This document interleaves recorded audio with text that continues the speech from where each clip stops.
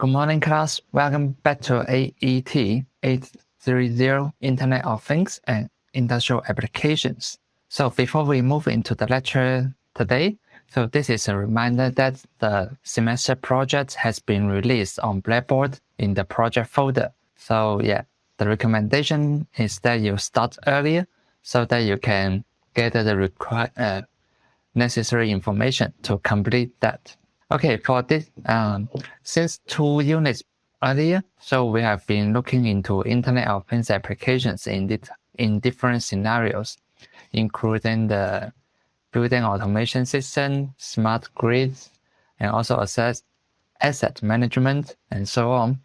And for this unit, we'll look into Internet of Things applications in smart cities and participatory sensing. So smart cities, well, this term is quite popular nowadays, but for participatory sensing, it may be a little bit new to you, but when we look into its definition, then you will feel that, okay, actually, you have been part of this for a long time. So let's see. So the objective for this for this unit is to look into the Internet of Things applications in these two areas. We will look into the specific characteristics in these two types of applications, and we look into some technical outline, technical requirements for these two scenarios. And for each scenario, we also have one or two specific examples to illustrate how an Internet of Things application solution can be deployed in these areas. This unit comes from textbook chapter 14 and 15. First, let's begin with the smart cities. So nowadays it is a very fancy term, right? And also many things. For example, if you go to the highway now, so you see that you may notice that the light will be turned on and off depending whether there are vehicles on the road, especially in the remote areas, in order to save the electricity. That's definitely part of a smart city, but there are more regarding smart city. So first of all, we would like to ask, what is a smart city? So it is a phrase that has many meanings and can be used in many contexts. So it is a phrase that used to cover technical solutions that cover Internet of Things, big data analytics, and machine learning.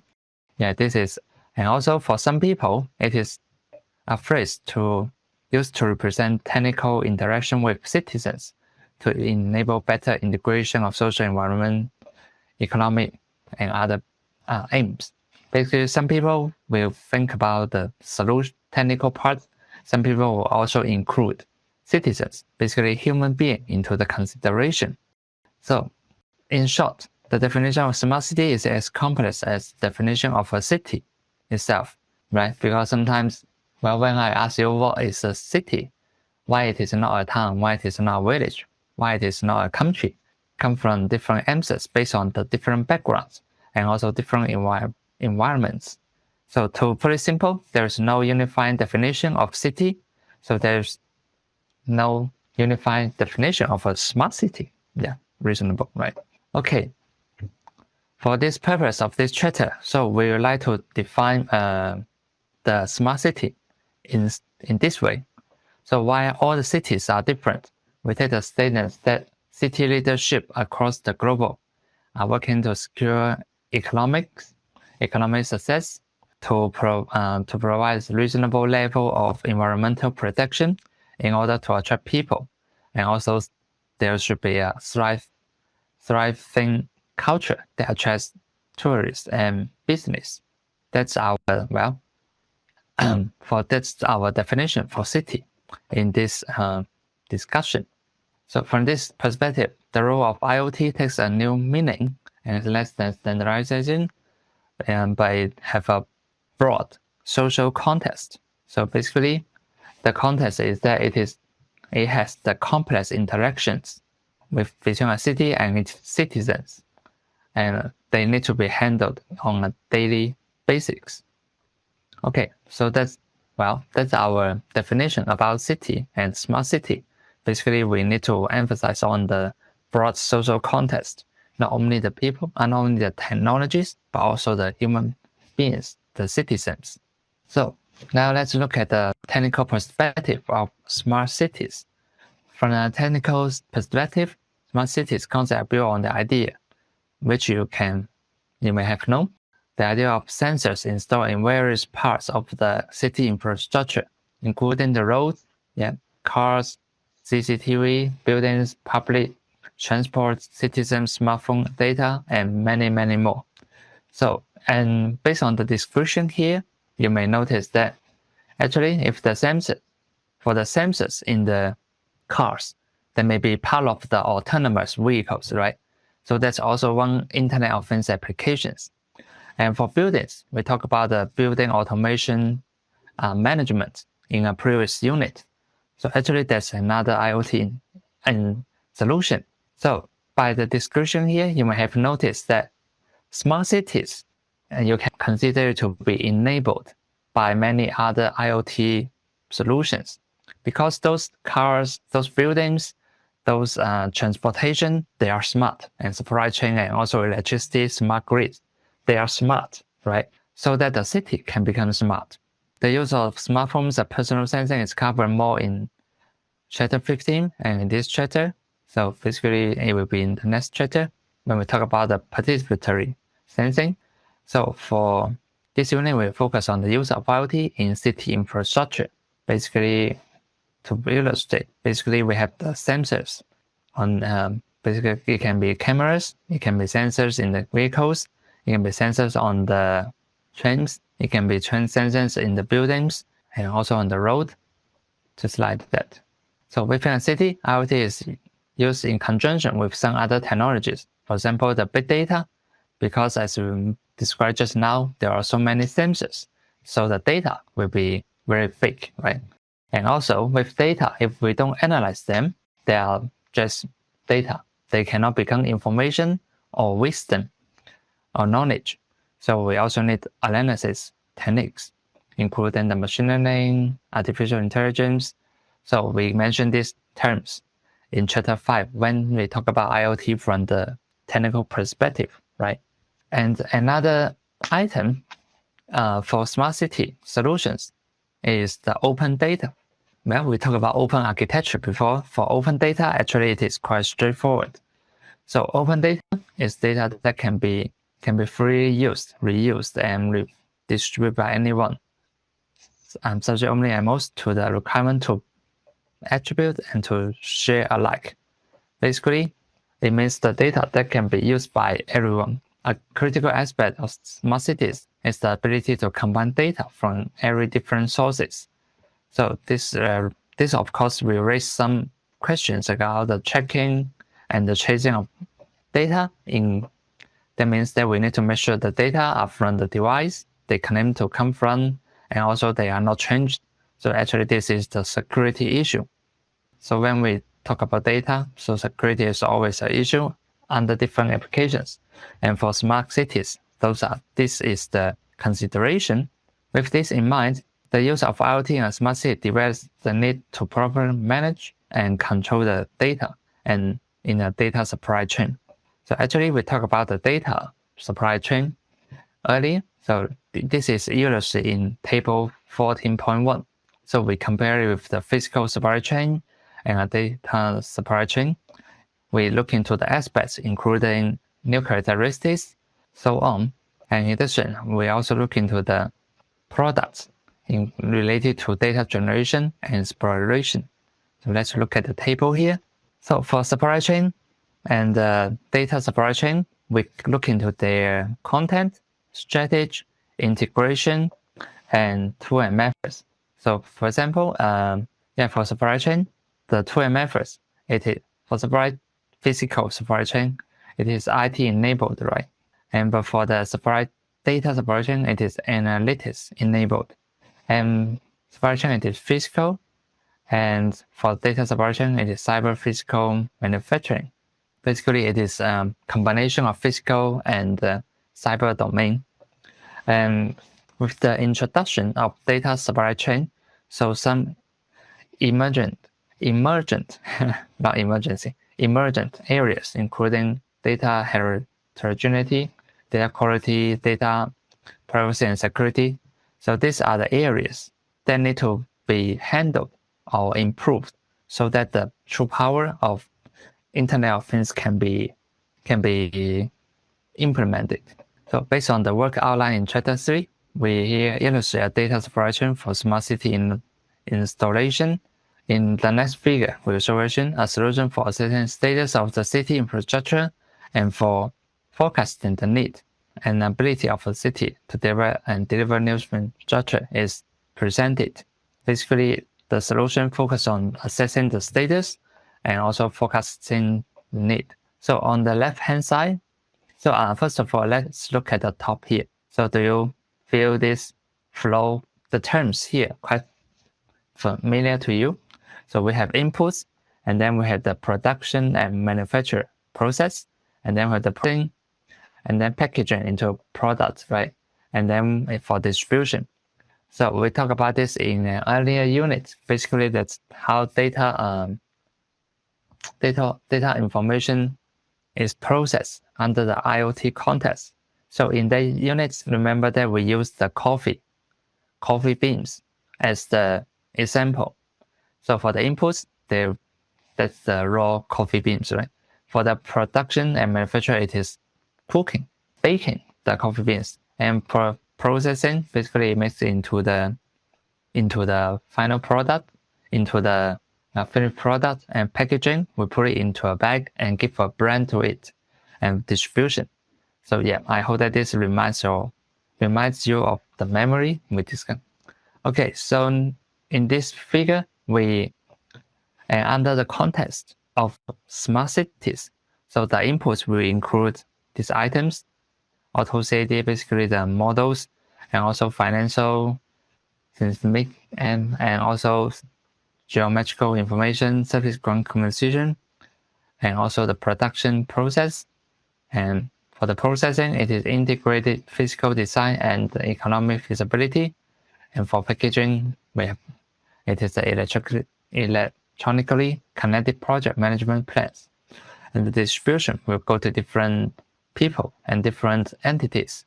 One of the main issues associated with smart city is how to manage data from a larger variety of senses, in particular the context within which the data needs to be understood. So for context, I will mention this earlier. So for context, basically of the data, basically it means as the minimum, we need to know that where the data is generated, right? And also when the data is generated, basically where and when. So for example, if we monitor the quality of the air, use a sensor to measure the quality of air, we need to know where the sensor is, right? Basically it corresponds to the location. And also we will need to know where when the data was generated. For example, some cities, the air quality during the daytime can be okay, but at night, for some environmental reasons, the air quality in night will be much worse. So in that case, we need to know when the data was generated. And we often find that in a city, the context of information will change over time.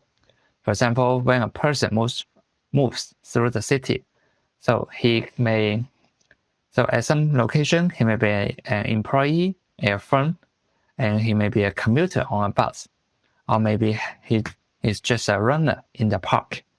So this is contextual data is often tagged with different systems in different ways, but generally, location and time is minimum. So the next figure will illustrate the different context. So for example, if a person is if we have a vehicle here, so we need to know it is on the road, right? So the context is the speed and also the time. So basically, we know that at that time, it seems to be afternoon, the speed is quite high, right? And also some other context will include the location, which is not shown here, but definitely it would be great if we know the GPS information of the car. And this example up here is the air quality. So the context is the park here, right? and also the measurement is good, and also another context is accuracy of the sensor. So that's an addition to time and location. In this example, the accuracy of the sensor can be meaningful sometimes, okay? And also the speed, or also some context information is just lasting for a short period of time. For example, if you measure the location of a bus, for example, so when you get the data, so actually it just shows the location of the bus at that time. So usually after 10 seconds, so it is at another location already. So these are some context information and considerations. Given the importance of context information in the smart city applications, so the contextual information management can create a number of problems when managing such IoT data. So an organization in the Europe, so it is the ETSI, ISG, CIM, okay. So they have been working on a standard or framework for the contextual information management. So they take into the consideration of a large number of stakeholders because there are many people, many companies, many government departments in the smart city scenario. And also they want to build a large ecosystem that requires context information management API and models to fully ensure solutions that are able to manage such data effectively. So they pose such a layer. We say layer, basically it is a framework, okay? So we just want to highlight some key parts of the framework here. So with smart cities, there are a large number of use cases and emerging number of standards that need to overlap internet with each other. For example, so in addition to the normal communication and telecommunication standards, there will be also smart grid standards, city data standards, building standards, construction standards, and also transportation standards, of course, right? This is a completely different approach. Then that's something to consider. Basically, there are different standards for the areas covered under a smart city. And also, another complexity that emerges is the regulatory framework that covers these systems. Because we have many standards, we need to put them all together. So at least they should work with each other, right? To get the work done. This is one of the reasons that monetization of smart city projects have often been so difficult. Basically due to these two issues. There are so many standards, and there's a need of regulatory framework that can incorporate all the standards. Okay, with these difficulties, standards such as the ETSI, ISG, SCIM are required to do something. Basically, it will ensure vendor neutrality for use such as cities and reduce technological barriers, and also enable community or the entrepreneurship to build innovative services. So remember that the functions are provided in the format of services in Internet of Things, right? So in addition to context management, it is also necessary to construct reference architectures. So there are already some attempts. So reference architectures, we mentioned, well, we talk about this in a specific unit. Basically, that's the comprehensive framework showing the functional groups, functional entities, and illustrate how they work with each other to fulfill the ultimate functions. So one of the reference architecture we would like to describe in this course is the Synchronicity Project 1. It is in Europe. It has reference architecture looks like this way. So we have the user there and then describe the different function node groups, just as what we described before. So maybe the font is slightly small here. So you see, so we have the security and privacy here. We have the management. We have the marketing and platform management here, and also the functional groups there. So Basically, we have the internet IoT management function groups. We have the context information management groups, and we have data storage management groups, and also the marketplace, security, and monitoring and platform management. So basically, it is a variation from the IoT reference architecture we mentioned in chapter 6 or 7. But as you can see, some of these functional groups are quite similar to that one, right? But some of them are different because it is under the scenario of smart cities. And in that case, we need something to take care of the context information, as we mentioned earlier. So now we'll turn our attention to one example of smart city context. There are many examples. So in the discussion activity, this unit, actually I asked you to find a story or a news for smart city applications. Okay, let's take the example of city that wishes to improve the management of parking and traffic flow on its streets. So I went for North Carolina, so the cities are not big. So the parking and traffic flow, usually, unless there are some traffic accidents, otherwise most of the time it's working well, right? But for big cities like New York, Los Angeles, parking and traffic is always a problem. Okay, for this smart parking, which is part of a smart city, right? The assets include a number of parking garage and on-street parking. So what they have done is to install sensors in different parking zones so that they can know where the parking lots, the parking positions are occupied in real time. That's one thing. And also they have sensors and cameras aimed at the roads to see the current level of traffic flow to and from these parking areas.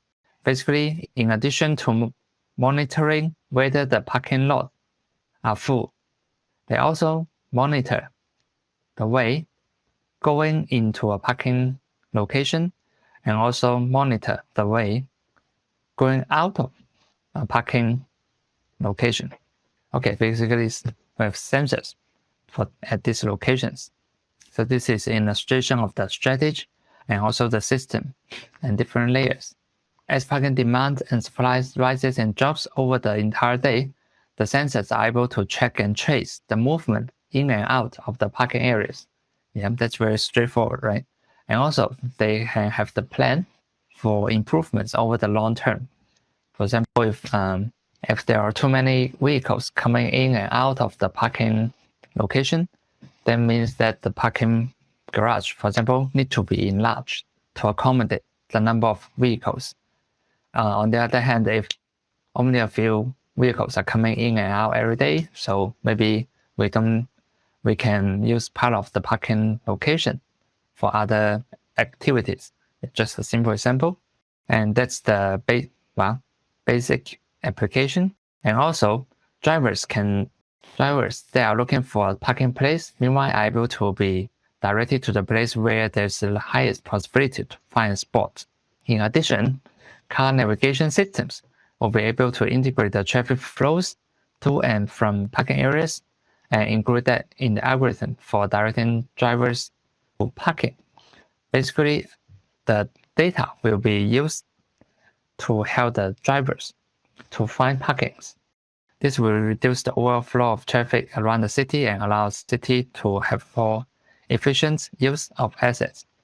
So if we detect many vehicles, for example, some events like the State Fair, right?